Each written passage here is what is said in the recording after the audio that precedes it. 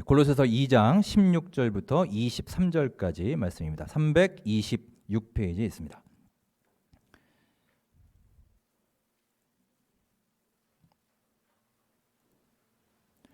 예, 2장 16절로 23절 우리 한 목소리로 합독하시겠습니다. 그러므로 먹고 마시는 것과 절기나 초하루나 안식일을 이유로 누구든지 너희를 비판하지 못하게 하라. 이것들은 장래일의 그림자이나 몸은 그리스도의 것이니라. 아무도 꾸며낸 겸손과 천사 숭배를 이유로 너희를 정죄하지 못하게 하라. 그가 그 본 것에 의지하여 그 육신의 생각을 따라 헛되이 과장하고 머리를 붙들지 아니하는지라. 온 몸이 머리로 말미암아 마디와 힘줄로 공급함을 받고 연합하여 하나님이 자라게 하심으로 자라느니라. 너희가 세상의 초등학문에서 그리스도와 함께 죽었거든 어찌하여 세상에 사는 것과 같이 규례에 순종하느냐. 곧 붙잡지도 말고 맛보지도 말고 만지지도 말라 하는 것이니 이 모든 것은 한때 쓰이고는 없어지리라. 사람의 명령과 가르침을 따르느냐. 이런 것들은 자의적 숭배와 겸손과 몸을 괴롭게 하는 데는 지혜 있는 모양이나 오직 육체에 따르는 것을 금하는 데는 조금도 유익이 없느니라. 아멘.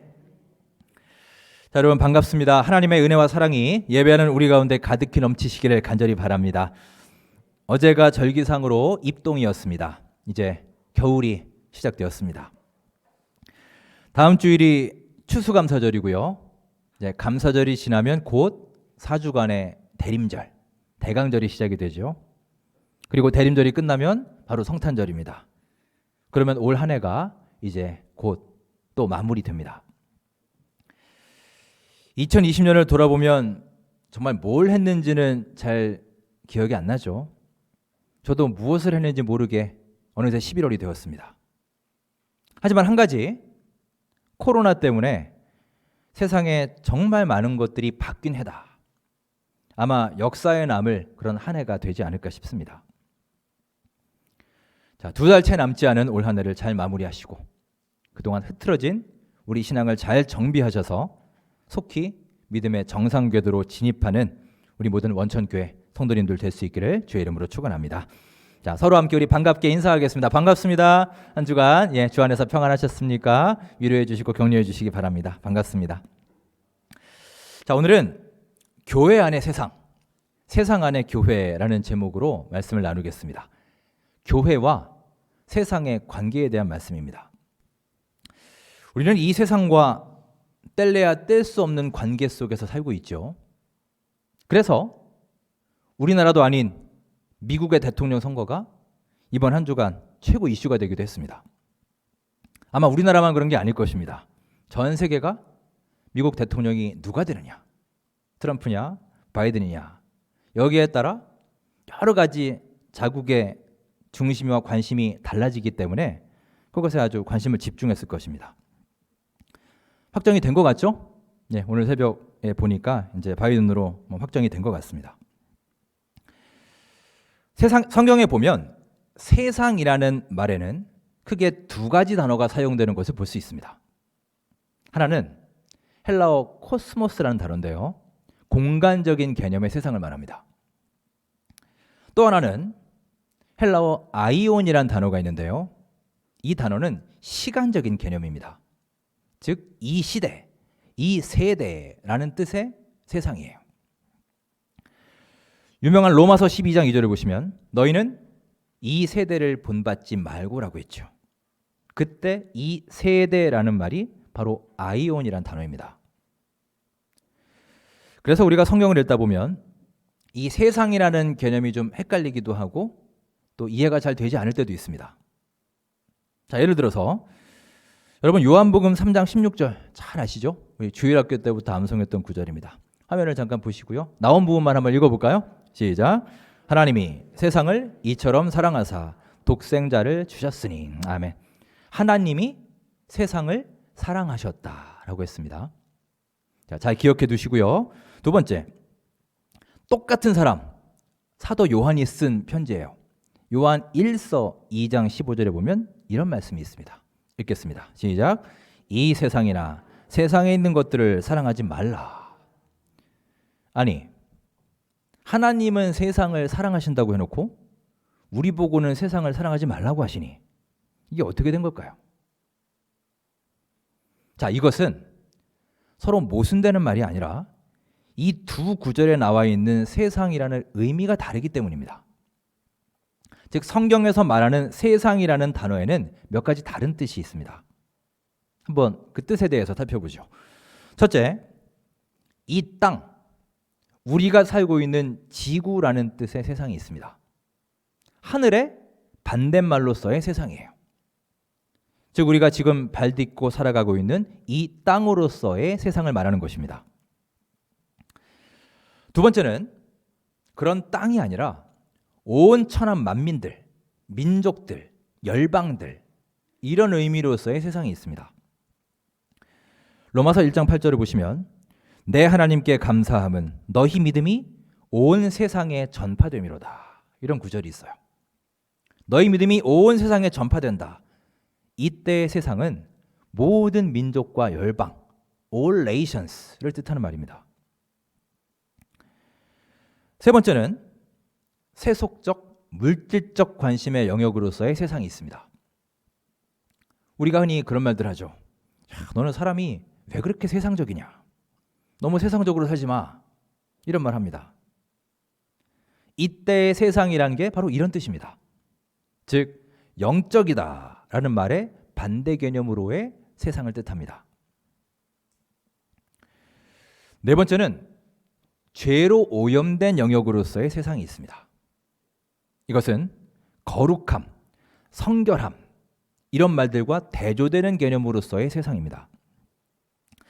자, 앞서 말했던 요한일서 2장 15절 이 세상이나 세상에 있는 것들을 사랑하지 말라. 여기에서의 세상은 오염되고 부패한 영역, 즉 거룩함을 잃어버린 영역으로서의 세상을 의미하는 거예요. 자, 다섯째, 마지막으로 악의 세력으로서의 세상이 있습니다. 이것은 그냥 죄로 오염되고 조금 문제가 있는 정도가 아니라 사탄의 적극적인 통치 가운데 있는 세상입니다. 이것은 하나님의 공동체인 교회와 반대되는 세력을 말합니다. 그래서 교회를 해치고 위협하고 분열시키는 세력이에요. 자, 이렇게 여러 가지 개념의 세상이 있는데요. 여기서 우리는 맨 마지막 개념, 하나님의 공동체인 교회와 대립되는 세상에 주목해야 됩니다. 왜냐? 이것은 예수 그리스도가 머리가 되시는 이 거룩한 교회 속으로 파고 들어와서 교회를 무너뜨리는 아주 무서운 세력이 되기 때문입니다. 바울은 오늘 본문 골로새서에서 바로 이 세상, 거룩한 공동체의 교회 속에 들어와 있는 세상에 대해서 강력히 경고하고 있습니다. 여러분, 세상이 이처럼 교묘하게 교회 속으로 파고 들어와서 교회의 본질을 바꿔버리고 교회를 변질시키는 것을 가리켜서 소위 세속화라고 합니다. 세속화. 그리고 이 세속화야말로 하나님의 공동체를 파괴하는 사탄의 주요 전략입니다. 여러분, 교회와 세상은 어떤 관계에 있을까요? 분명히 우리는 세상과 연관을 맺으면서 살죠. 교회가 세상 속으로 들어가서 이 세상을 변화시키는 것이 복음의 역사이고 교회에 주어진 사명입니다. 선교의 사명이에요. 교회가 세상 속으로 들어가야 됩니다. 그런데 거꾸로 세상이 교회 속으로 들어와서 교회를 변질시키고 있습니다. 이것을 가리켜서 바로 세속화라고 하는 겁니다. 즉 세상의 교회화가 선교이고 복음의 역사를 한다면 교회의 세상화가 바로 세속화인 것입니다. 예전에 예능 프로그램 중에 도전 골든벨이라는 프로가 있었죠. 학교마다 찾아가서 그 학교의 퀴즈 왕을 뽑는 겁니다. 50문제인가를 내서 칠판에 답을 적어서 이렇게 올려서 틀린 사람 계속 떨어지고 마지막 남는 사람이 1등을 하는 거죠. 그 도전 골든벨을 상징하는 대표적인 문구가 있었습니다. 예고 영상에도 많이 나오고 사회자가 자주 강조해서 말했던 문구이기도 합니다. 바로 문제가 남느냐, 내가 남느냐 이거예요. 문제가 남느냐, 내가 남느냐. 둘 중 하나입니다. 결판 내야 됩니다. 교회와 세상 역시 마찬가지입니다. 어마어마한 싸움이요, 치열한 싸움입니다. 여러분, 2000년의 교회 역사는 바로 이 싸움이었다라고 해도 과언이 아니에요. 교회가 세상으로 들어가서 세상을 품고 변화시키느냐, 아니면 세상이 교회로 들어와서 교회를 변질시키느냐, 세상이 교회화가 되느냐, 교회가 세속화가 되느냐, 이 싸움이 2000년간 벌어져 왔고요. 지금 이 시간에도 치열하게 벌어지고 있습니다. 그림을 보실까요? 이런 그림 보신 적이 있으실 겁니다. 예수님께서 우리의 머리가 되시죠. 그리고 우리들 각자는 예수님께 붙어있는 몸입니다. 지체입니다. 이 그림을 잘 보십시오. 이 땅의 교회가 참으로 예수님이 꿈꾸셨던 바로 그 교회, 즉 우리 모두가 교회의 머리 대신 예수님께 꼭 붙어 있어서 예수 그리스도의 지체로서 머리 대신 예수님을 섬기는 교회가 될 수 있다면, 여러분, 그런 교회 안에는 세상이 절대로 들어올 수 없습니다. 하지만 교회가 교회로서의 본질을 잃어버릴 때, 즉 머리 대신 주님으로부터 간격이 생기고 주님과 멀어지기 시작할 때, 여러분, 교회는요, 그 본질을 잃어버린 만큼 세속화되는 겁니다. 교회가 세상으로 떠난 만큼 세상이 그 자리를 차지하고 비집고 들어오는 거예요. 아주 무서운 현실입니다. 자, 오늘 본문 19절 말씀을 함께 읽겠습니다. 19절입니다. 시작. 머리를 붙들지 아니하는지라 온 몸이 머리로 말미암아 마디와 힘줄로 공급함을 받고 연합하여 하나님이 자라게 하심으로 자라느니라. 아멘. 여러분, 이것이 바로 교회의 진정한 모습입니다. 머리와 딱 달라붙어 있어서 그 머리가 우리의 몸으로, 각 몸으로 영적인 영양분을 공급해주고 계속해서 우리를 자라게 하는 것, 이것이 교회의 원래의 모습이에요. 이 시대의 교회들이 이러해야 하는 겁니다. 그런데 어느새 세속주의가 교회에 들어와서 예수님의 자리를 슬그머니 차지해 버렸습니다. 그래서 우리가 머리를 붙잡지 못하게 하는 거예요. 머리와의 연결이 차단되었습니다. 그러니 신앙이 자라지 못하고 교회가 혼란하게 됩니다. 그 벌어진 틈을 세상이 비집고 들어오고 있습니다. 머리에 붙어있지 않은 교회는 생명력이 없습니다. 주님의 영양분을 받지 못하기 때문이에요. 교회라는 이름은 가졌으나 교회라는 문화는 그 속에 존재하지만 예수님과 연결이 끊어져 버린 교회이기에 성장하지 못하고 얼마 지나지 않아 쓰러지고 마는 겁니다. 이렇게 생명력을 잃어버린 교회가 이 시대에 얼마나 많은지 모릅니다. 벌써 몇 달이 지났지만 한때 신천지에서 코로나가 막 터져 나올 때가 있었죠. 그때 각 교회마다 문에다가 다 우리 스티커, 포스터들을 붙여놨습니다. 그림 보실까요? 이런 거 많이 보셨죠, 여러분? 신천지 금지. 우리 교회는 신천지에 출입을 금합니다. 우리 교회도 붙어 있어요. 그때쯤 붙여놓은 겁니다. 자, 그런데 여러분, 저도 저 포스터를 붙이긴 했으나 가만히 생각을 해봤어요. 자, 이단이 우리 교회로 왔습니다. 그런데 문에 이단 출입을 금합니다 라고 써 있으면 그걸 보고 나는 이단이니까 들어가지 말아야 되겠다 하고 그냥 갈까요? 여러분, 그렇게 부드럽고 순한 이단만 있으면 하나도 걱정할 필요가 없을 겁니다. 자, 그럼 왜 붙여놓느냐?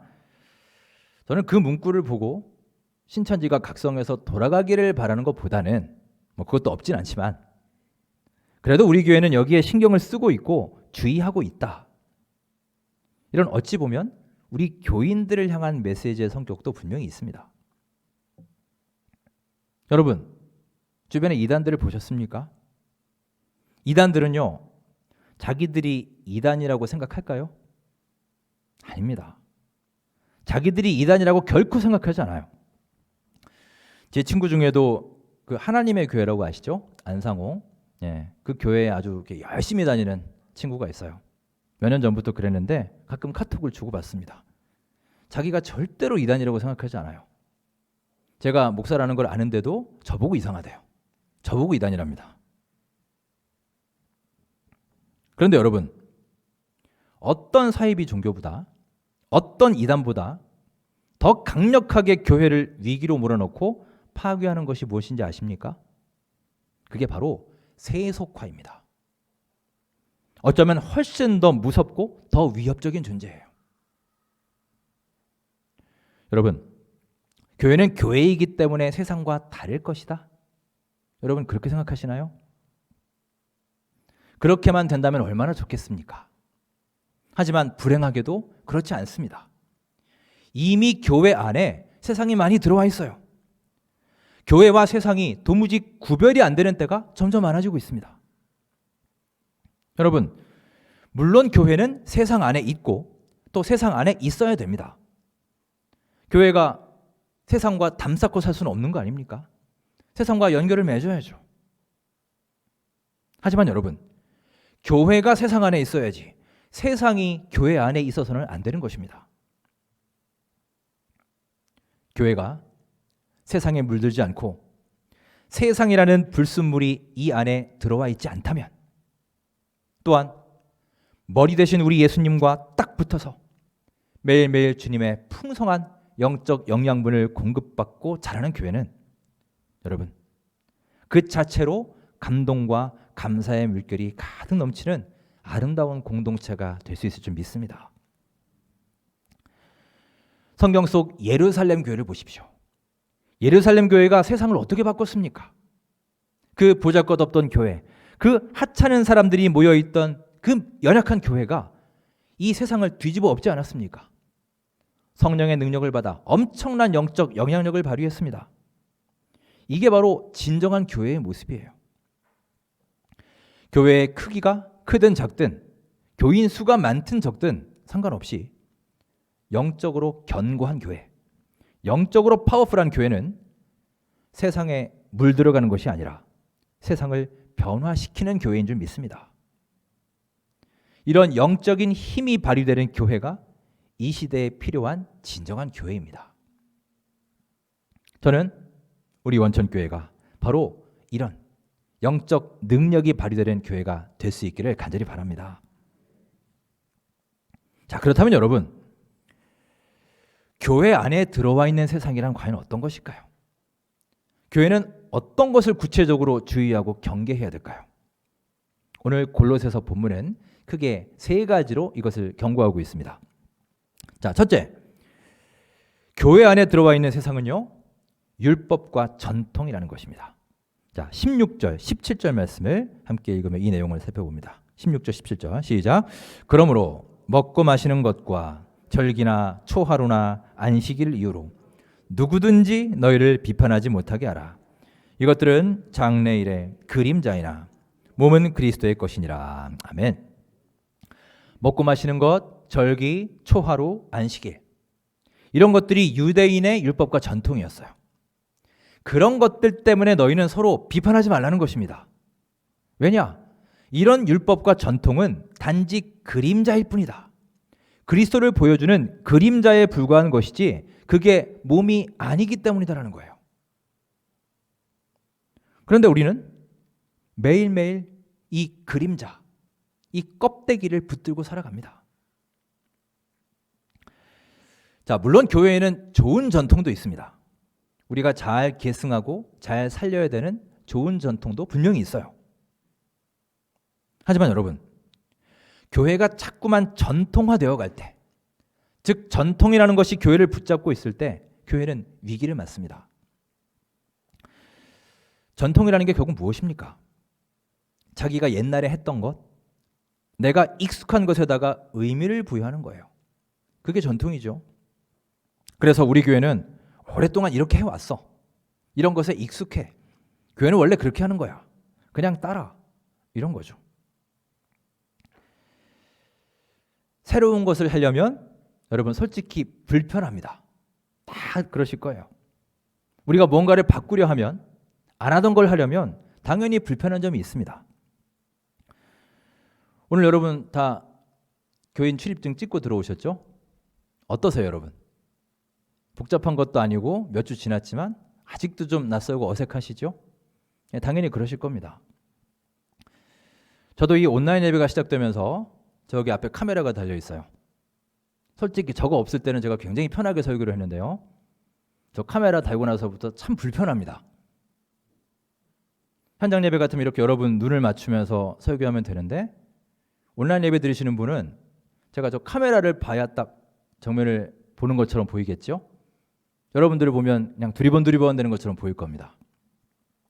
저 카메라를 보는 게 익숙하지 않아요. 지금도 참 어색합니다. 불편해요. 목회자들이 겪는 아주 큰 유혹 중에 하나가 뭐냐 하면 바로 익숙함입니다. 저도 어느새 이제 부임한 지 만 2년이 넘었습니다. 처음에는 모든 게 낯설고 어색했죠. 그런데 2년이 지나면서 이제 많이 익숙해졌습니다. 우리 성도님들도 익숙해지고, 교회 건물도 익숙해지고, 교회 분위기에도 이제 많이 적응이 되었습니다. 익숙해졌다는 것은 편해졌다는 뜻이기도 할 겁니다. 그런데 여러분, 교회는요, 그냥 하던 대로 쭉 하면 편합니다. 그리고 일반 회사나 기업은 계속 새로운 것을 만들어내야 되지만 그에 비해 교회는 그렇게 빨리빨리 변화하지 않죠. 그렇게 계속해서 바뀌지 않는다고 당장 큰일 나는 거 아니에요. 발전을 못할지언정 적어도 욕은 안 먹습니다. 하지만 여러분, 우리 교회가 그렇다는 게 아니라 일반적으로 교회에서 뭔가를 자꾸 시도하고 바꾸려고 하면요, 영락없이 시끄러워지고 갈등이 생기죠. 그래서 우스갯소리로 그런 말이 있죠. 목사님이 강단에서 계속 얘기합니다. 이것도 바꿔야 됩니다. 저것도 바꿔야 됩니다. 우리는 매일매일 변화해야 됩니다. 새로운 피조물로 거듭나야 됩니다. 계속 그리 말하니 아이, 불편해서 도저히 못하겠다. 그냥 이참에 목사를 바꿔버리자. 그랬다는 말도 있습니다, 여러분. 그런데 여러분, 이런 익숙함과 편안함과 전통이 우리를 지배할 때 교회는 위기에 처하게 됩니다. 이것이 세속화로 가는 첫 번째 문제입니다. 자, 두 번째로 교회 안에 들어와 있는 세상은 위선입니다. 자, 18절 말씀을 함께 읽겠습니다. 시작. 아무도 꾸며낸 겸손과 천사 숭배를 이유로 너희를 정죄하지 못하게 하라. 그가 그 본 것에 의지하여 그 육신의 생각을 따라 헛되이 과장하고. 아멘. 자, 본문에 보시면 꾸며낸 겸손이란 말이 있죠. 꾸며낸 겸손. 이게 위선입니다. 우리 안에 있는 욕심, 욕망을 교묘하게 신앙적으로 잘 포장한 것이 바로 위선이에요. 마치 경건한 것처럼, 마치 겸손한 것처럼, 마치 사랑이 많은 사람처럼.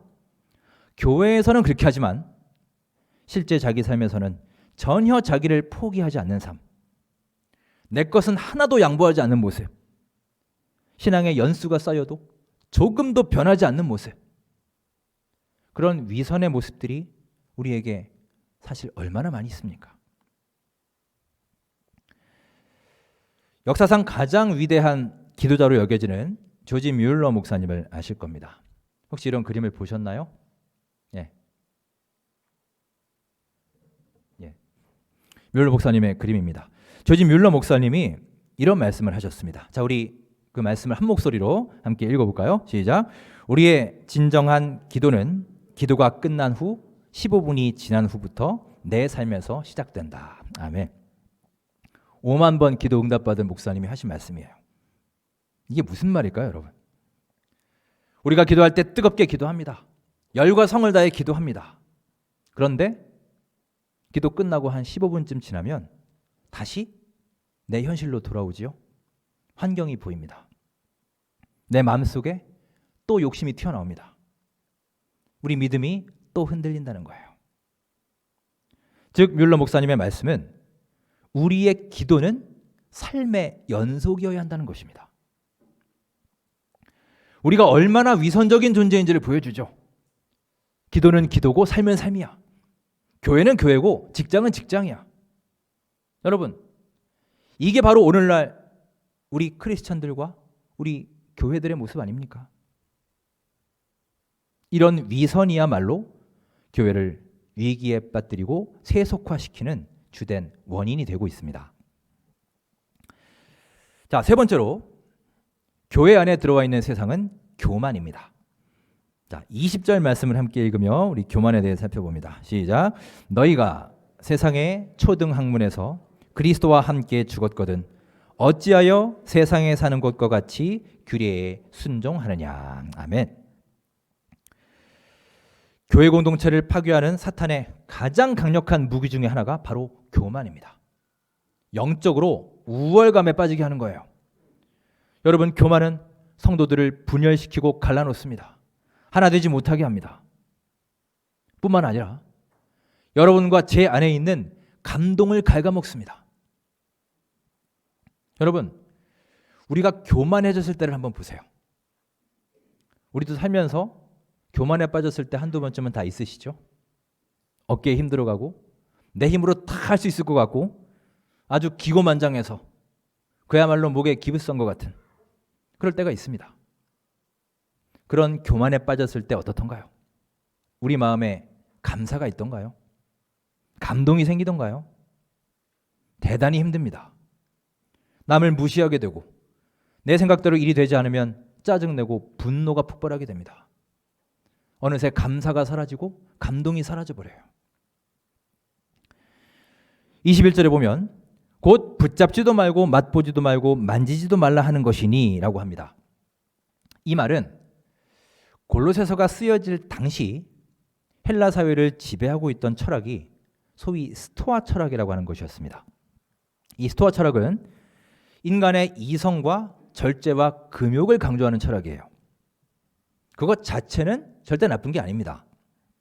그런데 문제는 이렇게 이성과 절제와 금욕을 하다 보니 그럴 수 있을 만한 자리에 있는 사람들, 주로 리더들이죠.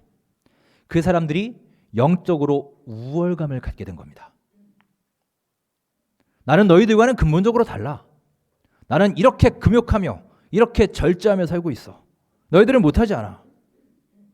나는 너희들하고는 질적으로 다른 사람이야. 교만에 빠지게 된 것입니다. 우리가 알면 얼마나 많이 알겠습니까?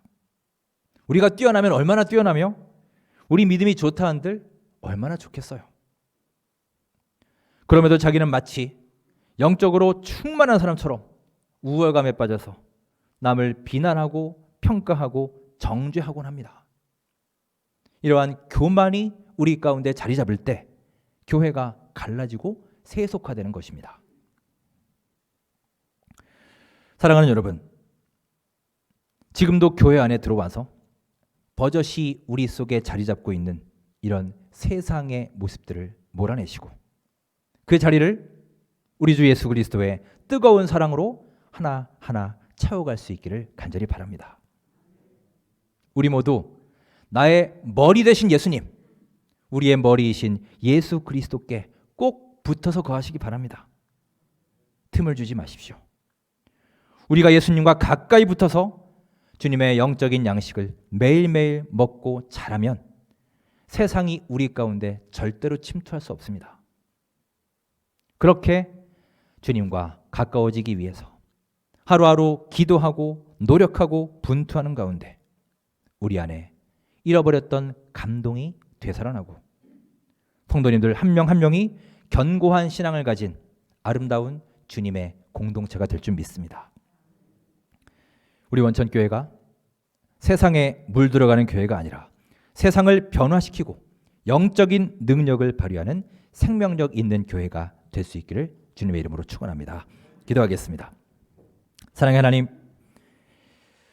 치열한 세상에 끌려가고 물들어가는 삶이 아니라 주님의 말씀을 들고 세상으로 나아가 이 세상을 품고 변화시키는 귀한 사명을 감당하도록 힘과 능력을 주시옵소서.